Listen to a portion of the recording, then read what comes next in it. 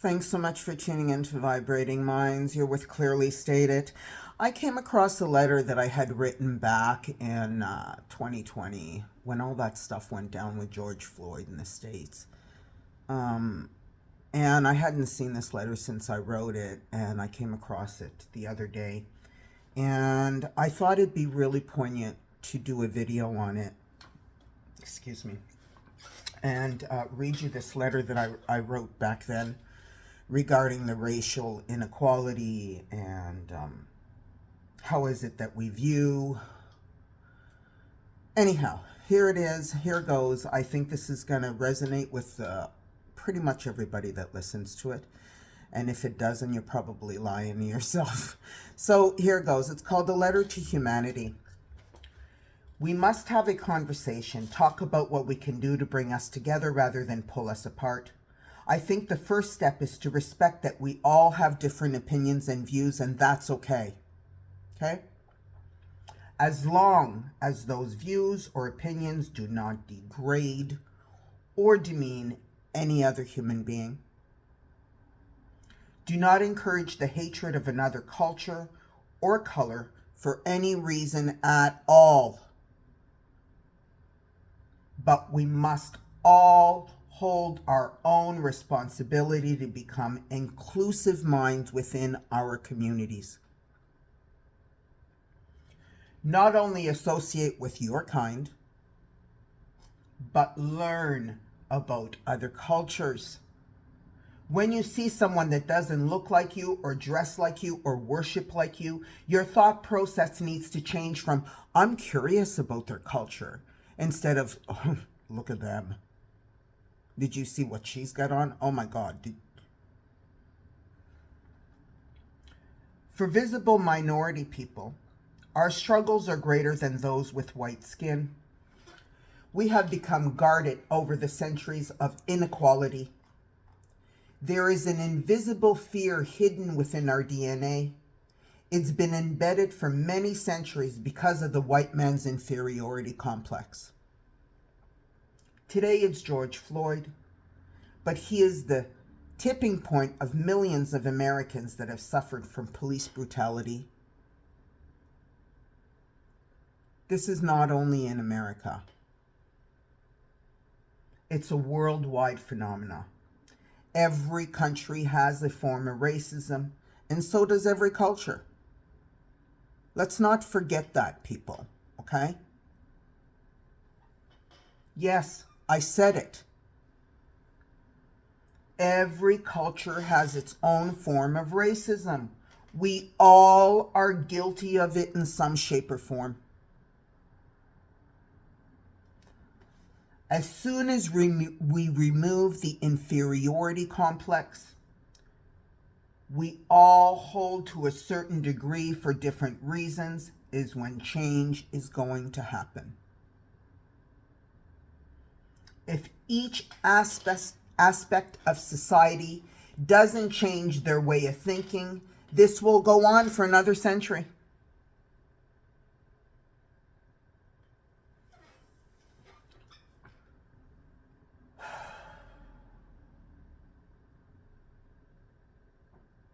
We have an illusion that we are not racist, but we do stupid things like automatically become suspicious, defensive, or judgmental when we come across another culture or color. We have afterthoughts immediately after an encounter with the other kind. We view ourselves as inferior or better than them. We think that our opinion is the only one that matters. We all do this. Every culture does this. Our thought process is fed by the information or disinformation we are given daily from the home we were brought up in, the society we chose to take part of, and the religious belief we chose to follow. Every detail of what we believe has been fed by that environment.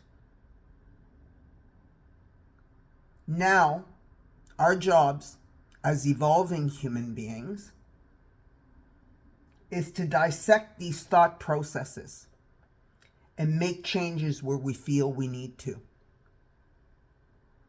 This means look at why we think the way we do.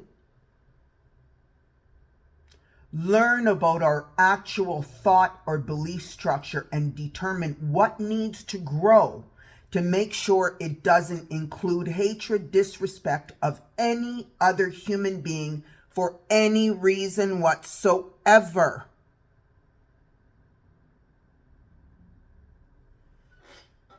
We are all equally valuable to the world we are part of. We are responsible for making sure we are educated with information that will better humanity, not just emphasize our opinions or what we think society would be better with or without. We are all equally valuable and deserve to be treated with respect simply for being human.